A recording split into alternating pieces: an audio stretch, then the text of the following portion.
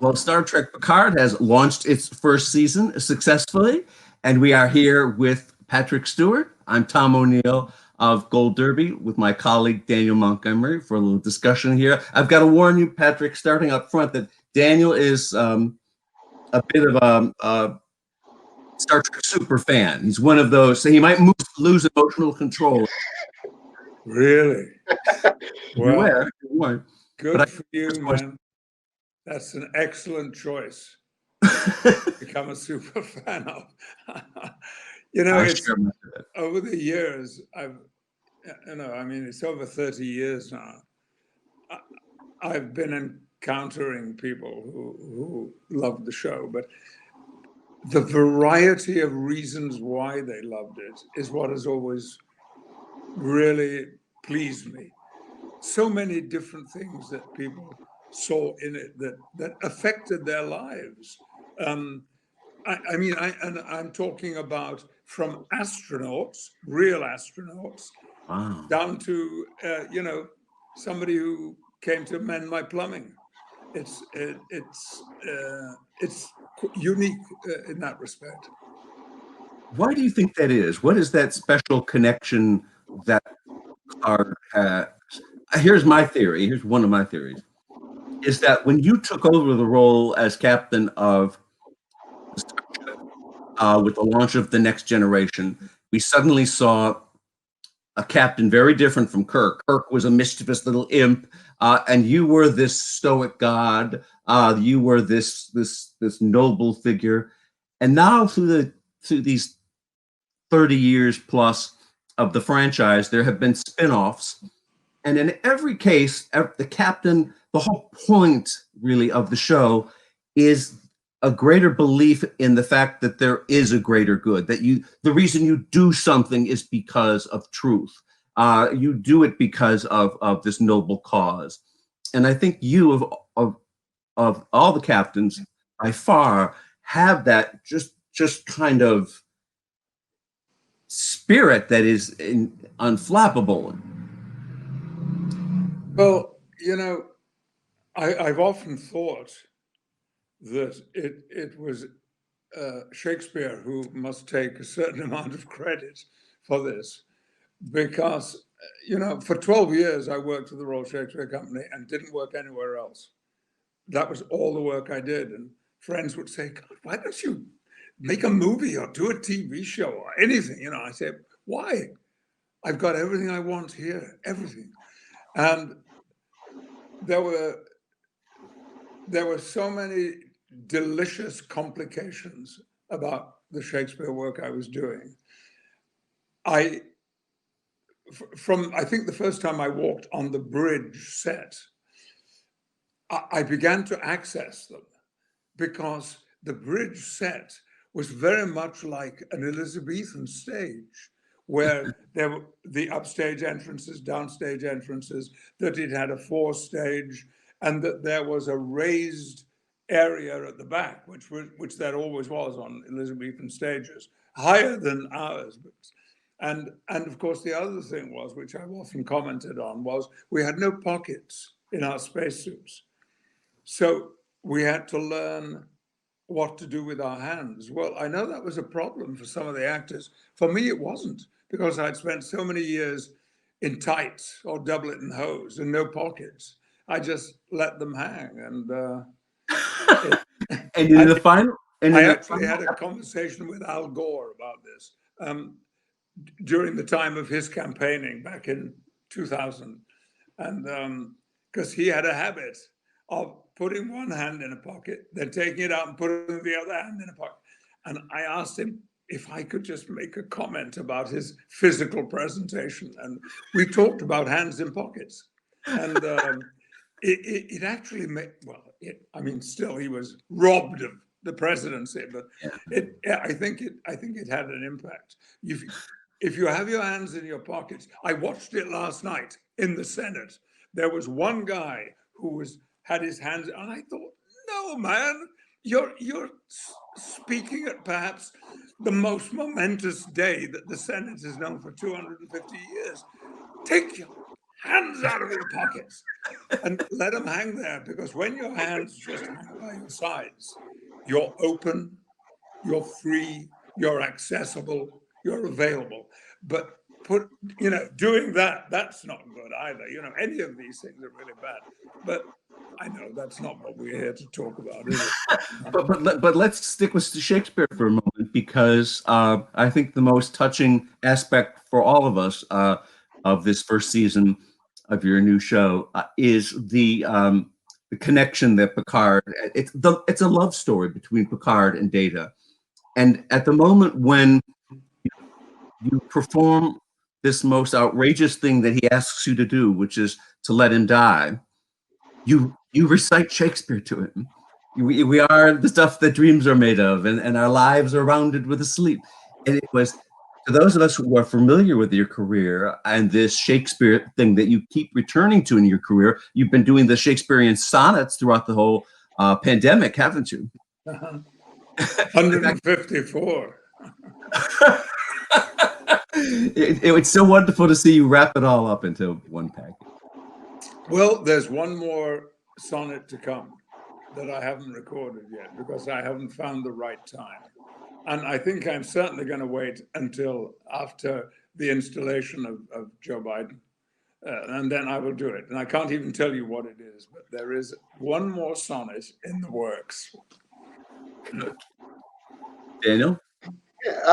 When you started doing those sonnets and still going back to Shakespeare, did you expect it to have the kind of, impact that it did on people who kind of needed that, just that kind of basic, just the reassurance of art and classic literature? I never thought that for a moment. We have Sunny, my wife, to thank for that, because one night back in March, I think, it might have been early April, one day I just began speaking the lines of one of the few sonnets that I know by heart. And she said, "What's that?" And I said, "It's a Shakespeare sonnet." And she said, "Do you know it all?" And I said, "Yes." She said, I want to film this. Now, okay, action, go. So I did the sonnet on the thing. And then she said, "Please, can I post this? I want to post it. I think people will enjoy it." The reaction to that one sonnet was so huge. And the sense of pleasure and of being given a gift and satisfaction that came from all around the world. And it was then that I thought, well, maybe there's something I could do with this. And as I quoted my mother at the time, who used to make me eat certain things, and she would say, "An apple a day keeps the doctor away." And so it became a sonnet a day, and that's how I got hooked in it. But it was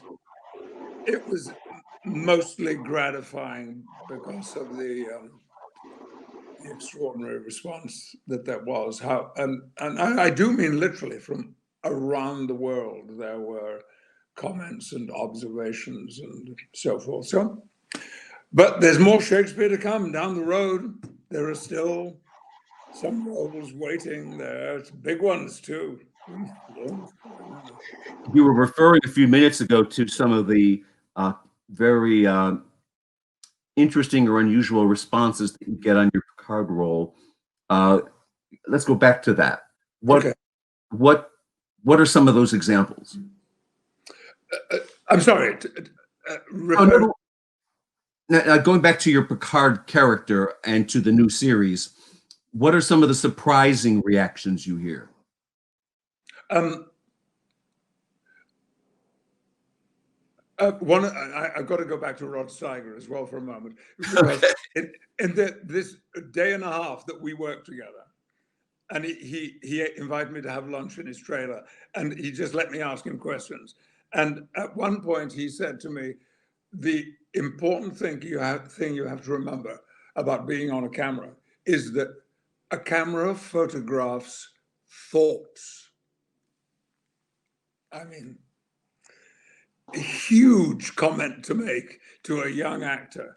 And so when we came to start working on Picard, I thought about what what Mr. Steiger had said, and found that keeping active thinking alive all the time, not just saying a line and waiting for a response or anything like that, but staying mentally alert, which I think Picard always was, and that had quite a big impact on how I approach certain things. I find there isn't. I find some, because I've been watching so much television, new shows, series, films, all kinds of things, and I miss silence a little bit. There have been a couple of films that have had lots of wonderful silence, but just looking at an actor's face and watching him, but not listening to anything at all. And you know, styles change, but now it seems to be dialogue very fast, which is not really the way that Star Trek has ever worked. Although in Picard, where we have the most extraordinary assembly of leading actors in this new show, and they are very quick. One in particular, who I shouldn't name, is so fast with picking up cues and dialogue, and it's very exciting what she does. But I found that, and actually, it's a word that crops up in episode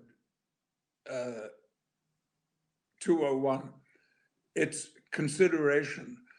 And I think that one of the other characters comments on this, that Picard has consideration, and that's what has made him such an important person.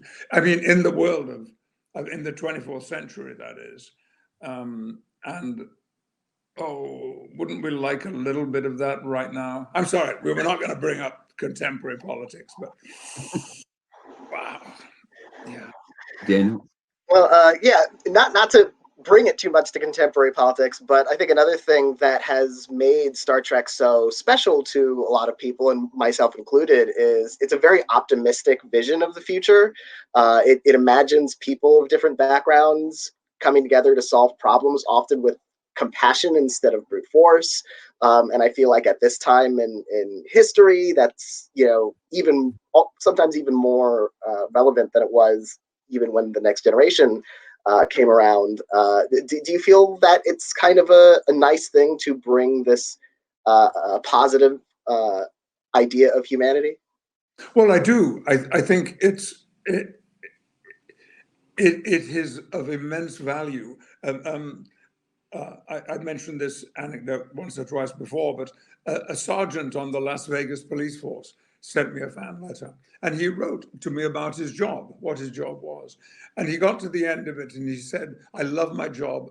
I always wanted to do what I'm doing, but there are nights when I come home and what I've seen and what I've heard and what I've had to do has almost made me despair for humankind. And when that happens, I go into my den and I take out an episode of Next Generation and I put it in, and it gives me hope. And so that was very early on in the season, and I treasured that letter. It was so important because there is an element, a strong element of a better future in all of the Star Trek versions that there have been. I'm sure it'll be present too in the animated version when we see it. But it's undergoing a bit of a transformation at the moment as we're working on season 2 of Picard. The world around us is not as calm, patient, democratic as it has been. There are issues that are very contemporary. Now, I don't think for one moment, because Alex and Akiva would kill me if they thought I was saying this, that we are not tuning in to the European politics or North American politics at all, but there is a sense in which things have gone wrong and they need to be put back on track again. And I hope that will have a beneficial impact on our audience as well when they watch it. You know, we don't lecture to people. We don't. We tell stories. That's our job. But I hope nevertheless that there is a sense coming through, and I'm sure it will, of we have issues and we have problems and there is unfairness in the world, and we have got to resolve this if we can. The show so compassionate toward these synthetics. This whole issue of growing up, we all would see Hollywood movies where a synthetic human, whether it's Frankenstein or a robot, was the bad guy. And what Picard is championing now is synthetic life. And Data has represented that in these 30 years of the whole association with Picard. And so that's what is so profound about this season, I think, is that not only does Picard have such profound respect for synthetic life and becomes that himself in the end, that you've had this extraordinary respect and ultimately outright spoken love of Data through it all. And in the final episode, you two both actually speak the words, "I love you." And we, as fans of the show, know exactly what you mean and why that connection is there. But could you articulate it? Why does Picard care so deeply for the deep, deep roots of that relationship? I think one of the principal reasons is that Data has a passion, an unsatisfied and unresolved passion, which is to understand, to know more than he already knows, which is a great deal, but to explore humankind, or in alien environments, alien kind as well. His curiosity about that and his hunger to give it to himself is so affecting and empowering. I think that long scene, I think it was 7 pages, which is long for a TV series, at the end of season 1, when Brent and myself were alone on the set. And that's when Data told me what he wanted from me. I think it was one of my happiest days on a film set, because not only was the writing outstanding and complex and beautiful, but I was sharing them not just with the character of Data I admire, but one of my dearest and most loved friends, Brent Spiner. And it all became almost at times overwhelming. Right at the end of the scene, I go to walk out of the door and leave him. And you see, I'm getting emotional even now. And then I turned around and I said, "Goodbye, Commander." And for several takes, I couldn't say it. Couldn't get the words out. I felt so emotional. So those were some, and actually, if I could turn my screen around, which I'm not about to do, but there is a chair on the far side of my study here, beautiful leather chair, which is the chair that I was sitting in that scene. And the studio sold it to me, and they've got it here sitting. Mind you, I told them that if ever they want to go back into that room again, they'll need the chair, and they're going to have to pay me a hell of a lot if they want to rent it from me. Yeah, that was a great, but it was exactly like when the series was coming to an end, and I had a scene with Jonathan Frakes in my ready room, or in my ready room, and we were saying goodbye, and Riker said to me, "It's been an honor," and I had to say, "No, the honor is all mine." And again, it was just too much. When you can access, that's why the whole Next Generation experience was so marvelous, that I was working day after day, week, year after year with these wonderful people. I mean, from Gene and Rick Berman, all the way through to our craft service and of course the cast, the company that we worked with, was such a wonderfully creative and happy environment. Not to say that we didn't at times behave very badly. We did. I was one of the naughtiest, but you've got to have a laugh sometime, haven't you?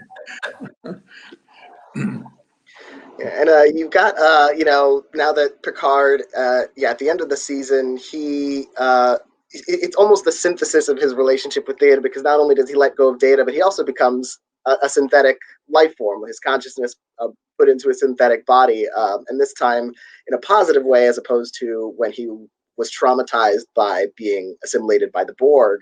How do you think he's going to be dealing with kind of his own journey of self-discovery, like Data had been on all those years, trying to learn more about humanity?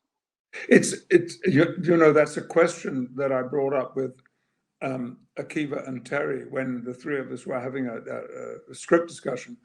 I wanted to know what exactly they had done to me when they saved my life, and was there any chance that this might have an impact on Picard's personality or behavior in any way. They felt that it probably wouldn't, but it lies there as an option should we need to take it.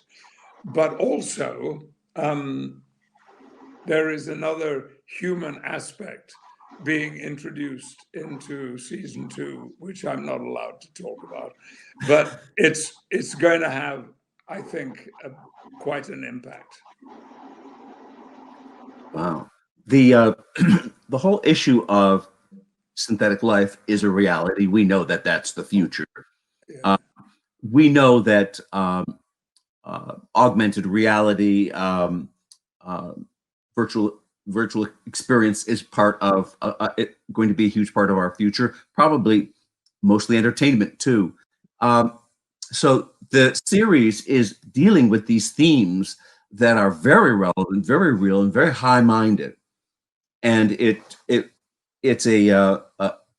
I think a salute to the producers of the show, of which you are one, that you tackle these big ideas, because at one point Data says to you, and you're confused about, am I in the simulation now or not? Very smart people like Elon Musk believe that we are all right now living in a simulation. He says, in fact, there's 1 in a billion chance that we are not. And what are your thoughts about all that? I am certain that what you're describing is coming. It's already here in certain aspects. And I mean, for instance, just let's take one aspect of this, driverless cars. One of my passions is driving. I love it. I don't care where it is or what the conditions are or anything at all. I just love the technical satisfaction of driving a beautiful machine really well. And I don't want to have driverless cars in my life. And what if Paramount made me, have a car didn't have a driver in it, I wouldn't. What would I do? I mean, it's so much an important part of my life is sitting behind the wheel of a car. But we are going to have to make fast adjustments because it's coming. Yeah. It's right there waiting to envelop the world. AI, it is extraordinary. We're preparing for it. Sunny, my wife, talks to creatures. After 4 months of talking, she has finally got a squirrel to eat out of her hand. And it's wonderful to watch. She's now doing the same thing with the blackbirds. I'm sorry, not blackbirds, crows. The crows out on the street here. She's communicating with them. I mean, really, it's communicating with these creatures. And crows are known to be arguably one of the most intelligent birds on the, probably the most intelligent birds on the planet. They talk to one another. They communicate all the time. So I think we should embrace that as much as possible, and it's going to help us enormously when we've just got a piece of machinery in front of us instead of a human being.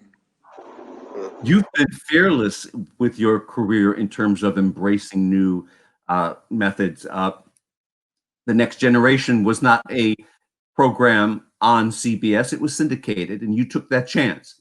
The new Picard that you're doing now was created for a network that didn't even exist a few years ago. This CBS, but yet, so why did you say yes to this media platform, CBS All Access, that didn't even exist, I guess, during the early negotiating stages, but now is becoming a great success?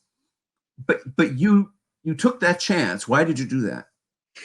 You just had belief in the process. This is going to be shocking, but I don't really think I fully understood what it meant. And certainly when I was told that Next Generation was going to be, you just used the word, what was it? Syndicated, yeah, instead of... I had no idea what people were talking about. So I said, whatever. I did learn, however, what it meant. And I have tuned in the last 8-9 months to streaming channels. And I mean, every evening, I have a pile of reviews and things that I've taken out of the paper and I saved them. I have a folder. We discuss what should we watch and in what order should we watch what we're going to do. For instance, we have become addicted to Schitt's Creek. Yeah. And at first I thought, oh, no, this is not going to be my kind of material, not at all. I'm now obsessed with it. Whatever else we're watching, we've got to watch. I had the same experience with it. And then 2 months ago, it did what no show has ever done in the history of television. It won every major category at the Emmys. So it has become, in this short time, a kind of quirky cult hit into one of the great shows in the pantheon of television history. I didn't know that. Well, that's totally deserved. One of the things that fascinates me, and I hope one day I get to meet one of the actors and I can talk to them about this. The style of the performances. Yes, it's half-hour TV comedy, and that often means things get a little broader than they would normally be. But there is a deliberate style about the performances, which every single leading actor in the series is tuned into. And so sometimes when one might have thought, oh, that's a little over the top, or maybe that's a little bit coarse, it's not. It's classy and smart and thought about. And I say we watch an episode a night. And they better keep on coming, because otherwise, what the hell am I going to do? I have to go back to the beginning. Better and better too. It finds its place, and I had the same experience you did. I underrated that show so much. And then when I finally caught up to it all, I went back and then started watching from the first episode forward. It's brilliant television. Extraordinary. You know, let's go back to some of the breakthroughs that Star Trek: The Next Generation had. If you remember back in its first year or two, it actually got nominated for Best Drama Series at the Emmys. Not only is it so rare for sci-fi or big fantasy shows to be taken seriously by the peer group awards of Hollywood, like it's rare that a sci-fi movie does well at the Oscars, let's say. Even when Star Wars was considered a shoo-in to win this Best Picture at the Oscars, it was beaten by Annie Hall. Yeah. The fact that Star Trek: The Next Generation, I believe it was at what point it was in its cycle, but it was extraordinary for sci-fi to be nominated for a Best Drama Series, as well as be a syndicated show that didn't have a kind of automatic base of a whole network book block behind it. And then you, in 94, 95, whatever year it was, got nominated at SAG for the role of Captain Picard. Now, you've been up and nominated for many awards, but that was extraordinary. Your SAG nomination to honor a sci-fi role is so rare. Yes, what you say is true. And I had become, because both those awards, I think, came in. I know the SAG Award was the last season, season 7. I think the Emmy was the previous season, 6. Okay. But it came very late. But it took me a long time to make the adjustment to knowing that science fiction was not a subject for television that was likely to really attract attention when award season comes around. That for 6 years, we did not get a single creative nomination. Technically, our wonderful technical department, every season, they were raking in all these nominations. It was fantastic. I used to go. 19, I think, was the total. I'm sorry? I think it won 19 of those technical Emmys. That's right. And also makeup and costume and so forth. And I used to think, well, there's Brent Spiner and LeVar Burton, and these guys are being overlooked. You know, all this time they're doing this amazing work. I found it very frustrating. But that now taste should have changed so much that we can bring Next Generation back, albeit under a totally different name and with quite different themes. Whereas the ship, the Enterprise, was a major character in the first series. We don't have anything like that this time. And, Picard is on his vineyard for quite a lot of the time, making very nice wine. It's a change in taste and a curiosity. And maybe what you're saying about science fiction now being so prominent is because we are living in a world which is itself becoming more and more technological and more to do with electronics, and that people are really tuning into it in such a way that it's no longer fantasy. Right. It's real world. Right. One of the things I really appreciate about Star Trek, and that I think has kind of created or helped to create the change in tastes, is that that series and the Picard character, among many others, showed us the humanity that can be displayed in sci-fi and can be explored in sci-fi. And so a lot of the people who I think grew up on seeing Star Trek: The Next Generation, or even the original series, or they're the ones making a lot of decisions now in the industry.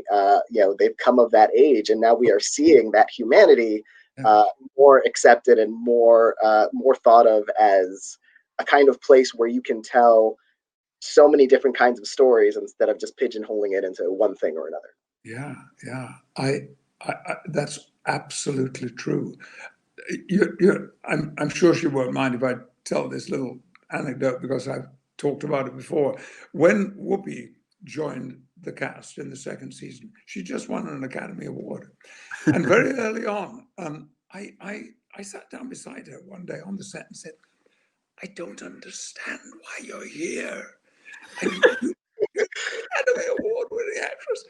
And you've, because I'd been told she asked to join. Wow. And I said, you know, you don't have to be doing a syndicated TV show. You're a big star. And she said, okay, let me tell you why. And then she went on to tell me about her childhood and growing up. And she said, this show was on TV, and there was a Black woman who had authority and was respected and looked up to and had an important job to do. And she said, what happened was I said to myself one day, well, one of us is going to make it, she said. Now, that's an incredibly emotional statement, and it's very typical of Whoopi that she would say something like that when we're just having a chat about it. But it was so true, and that it should be having an additional impact now is so satisfying. Well, it's inspiring, as Daniel said earlier. We're really been thrown into an extraordinary situation with the pandemic and in the political scene, things we never thought we would ever live in. And so the world around us has become so fantastic, sometimes threatening.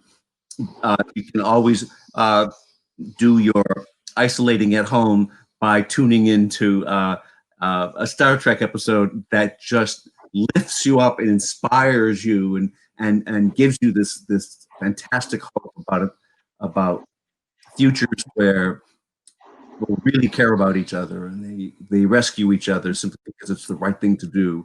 It's a wonderful thing. Daniel, I'll give you the final question here.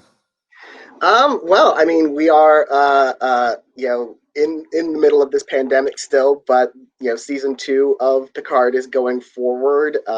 You know, all this time, it's been delayed. How eager are you to get back to actually filming it, and how has the time maybe even helped like build that season into being as great as it could possibly be?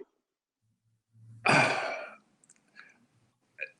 think never in my career, and by the way, this downtime is the longest period without a job that I've had in my, and I'm sure this, I'm not alone, it must apply to many, many actors and directors and writers, of course. But I have in the last couple of weeks been called to the studio for wardrobe, costume fittings. I woke up on both those mornings that I had to drive myself over to Santa Clarita, so excited that I was attending a wardrobe session. And it was, I mean, okay, it wasn't the same as walking in front of the camera and having to act a role, but the wheels were beginning to turn again. And that felt so good. And now I've got, sitting over there, I've got 5 scripts, the first 5 scripts of the show, and different drafts of those scripts.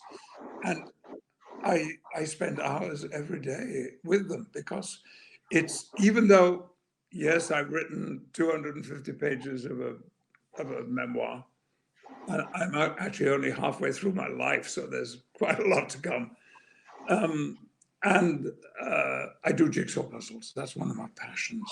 And I finished the Da Vinci Last Supper 2 nights ago, and it was one of the best moments of my life as I put the last piece in. And so, you know, and I have a wonderful, wonderful wife who is also an extraordinary cook and an interesting person and a fabulous singer. So we have filled the time, but all the while inside, I know, I've been saying, I want to work. That's what I'm here for. That's what I do. That's my job. I want a script in my hand. I want actors in front of me. I want to hear somebody saying, stand by studio. and it's going to happen, and it's within view now. And I actually think those first couple of days might be a little challenging because, how do we tune back into what we were doing before? But we have such an extraordinary cast, and these people they'll bring it, and they'll just hand it over to me. Sorry, my voice is going weird. Well, we'll wrap things up here. You're also entering award season now, the Guild Awards, Golden Globes, the SAG Awards, and then the Emmys to follow. And this will be Picard's, the new Picard's first journey through all of that. We wish you luck and salute you, Captain. We think you're deserving of all these kudos that you get and fan attention and love. It's well deserved. And to those of us who know the franchise well, richly, richly deserved. Thank you very much.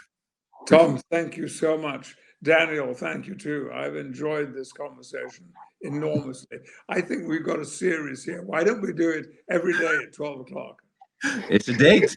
We'll do like 150 of them, just like the sonnets. Daniel can recite all of your old dialogue line for line for you. Okay, well, thanks so much. Be well. Take care. Be safe. Yes, you too. Thanks so much.